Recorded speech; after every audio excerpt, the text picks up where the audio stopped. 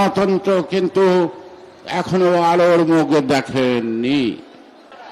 মহান মে দিবস উপলক্ষে আয়োজিত জাতীয়তাবাদী শ্রমিক দল কর্তৃক এই বিশাল জনসমুদ্রের সম্মানিত সভাপতি, উপস্থিত আজকের এই সভার প্রধান অতিথি, বিএনপির ভারপ্রাপ্ত চেয়ারম্যান, দীর্ঘ 11 বছর লড়াই করার মধ্য দিয়ে আমরা লক্ষ্য অর্জনের কাছাকাছি, এখন লক্ষ্য অর্জনের কিছু বাকি।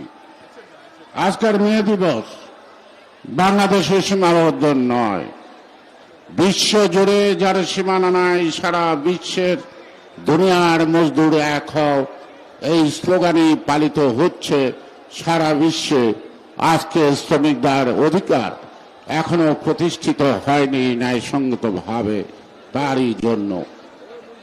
আর এই শ্রমিকদের অধিকার প্রতিষ্ঠায় প্রথম যে শহরের যারা প্রাণ দিয়েছিল তাদের প্রতি শ্রদ্ধা নিবেদন করে খুব অল্প সময়ের মধ্যেই আমি আমার কথা শেষ করতে চাই। আমরা দীর্ঘ লড়াই করলাম, ছাত্র, জনতা, শ্রমিক, কৃষক, সকল শ্রেণী পেশার লোক, রাজনৈতিক দল। 11 বছর পরে আমরা গণতন্ত্রের শত্রু ফ্যাসিবাদের প্রধান শেখ হাসিনাকে তাড়াতে সক্ষম হয়েছি। আজকে বাংলাদেশ ফ্যাসিবাদ মুক্ত। কেন ফ্যাসিবাদকে তাড়াতে হয়েছিল?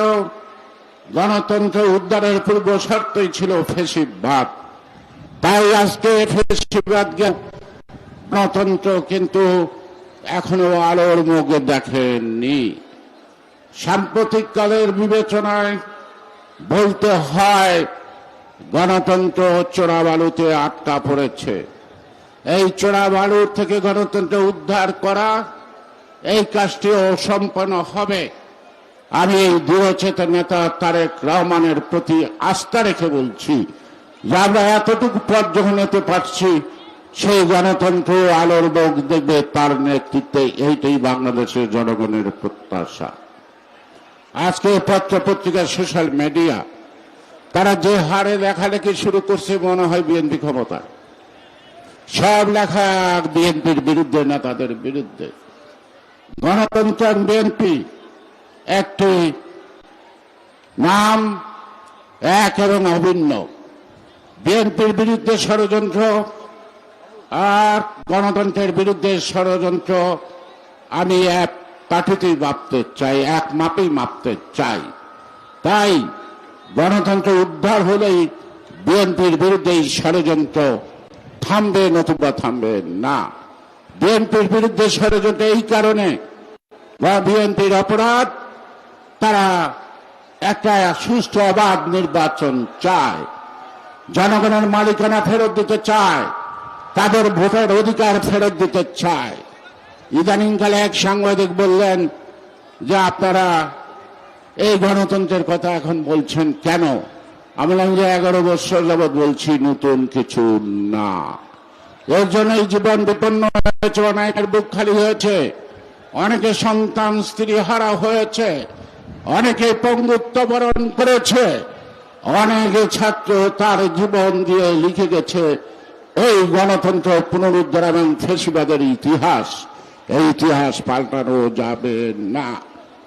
আজকে যারা সরকারে আছেন তাদেরকে বুঝতে হবে, বিপ্লব অর্থাৎ দীর্ঘ 11 বছরের আন্দোলনের ফসল আজকের সরকারকে বিশ্বাস করে জনগণ দিয়েছে। তারা একটি নির্দলীয় নিরপেক্ষ নির্বাচন করতে সক্ষম হবে, কারণ তারা কোনো দল না। এই কারণে যে নির্বাচিত ব্যক্তিদের সমন্বয়ে গঠিত অন্তর্বর্তীকালীন সরকারের নানা জনের নানা কথার মধ্যে ফুটে ওঠে, তারাও কোনো না কোনো রাজনৈতিক দল গঠন বা পৃষ্ঠপোষকতা করছেন, অর্থাৎ বিএনপিকে মোকাবেলা করার জন্য। নির্বাচনের মাধ্যমে বিএনপিকে মোকাবেলা করেন। জনগণ যদি বিএনপিকে প্রত্যাখ্যান করে আমরা মাথা পেতে নেব, আর জনগণ যদি বিএনপিকে জয়ী করে অথবা রাষ্ট্রীয় দায়িত্ব দেয়, তাতে আপনাদের মনে কষ্ট লাগার কোনো কারণ আছে কিনা আশা করি প্রকাশ করবেন। আজকে এই সরকার একটি চুক্তি করছে আরাকানের সাথে, একটা অন্তর্বর্তীকালীন সরকার চুক্তি করছে আরাকানের সাথে 7টা শর্ত। 7টা শর্ত গোপন কেন? হাসিনা ইন্ডিয়ার সাথে অনেক চুক্তি করেছে, সেই চুক্তি অনেক কিছু গোপন। তাহলে আজকের সরকার পররাষ্ট্র উপদেষ্টার কথায় বোঝা যায়, তাহলে হাসিনা সরকারের চরিত্রের সাথে এই সরকারের চরিত্রের তফাৎটা কি আপনারা আমাদেরকে বুঝে বলেন। আপনারা সেই 7টা শর্ত জনগণের কাছে প্রকাশ করেন, সেটা কি জনগণের পক্ষে না বিপক্ষে? আমাদের আজকের স্বাধীনতার সার্বভৌমত্ব, আমাদের সীমান্ত নিরাপত্তা থেকে আরম্ভ করে পর্যালোচনা করলে বোঝা যায় যে এই চুক্তি আগামী দিন একটি বিস্ফোরা হয়ে দাঁড়াবে বাংলাদেশের অস্তিত্ব এবং স্বাধীনতার সার্বভৌমত্বের বিপক্ষে। আমি এখানেই শেষ করছি। সবাইকে আন্তরিকভাবে ধন্যবাদ। আমি জানি সকাল 8টা থেকে আপনারা আসছেন, এখনো আছেন, শুধুমাত্র আজকে শ্রমিকদের দাবি দেওয়ার জন্য নয়, সর্বজন স্বীকৃত গণতন্ত্রের দাবির প্রশ্নে আপনারা ঐক্যবদ্ধ, এবং যতক্ষণ পর্যন্ত ওই চোরাবালুর থেকে গণতন্ত্র আবিষ্কৃত না হয় আমরা প্রতিশ্রুতিবদ্ধ প্রতিজ্ঞাবদ্ধ থাকি। আমাদের নেতা জনাব তারেক রহমান নেতৃত্বে এটা আপনার সফল। কেউ বলেন উনি দূরে, আমি তো দেখি সবসময় তো কাছে। আমরা কাছাকাছি থেকেও কেউ সবসময় কাছে না, উনি তো সবসময় আমাদের কাছেই আছে। চিন্তা আছে, ভাবনা আছে, মননশীলতা আছে, আদর্শ আছে, লক্ষ্য আছে। আর সারাদিন সকল নেতা কর্মীদের সাথে সারাক্ষণ কথা বলছেন পথ চলা, আগামী পথ চলা।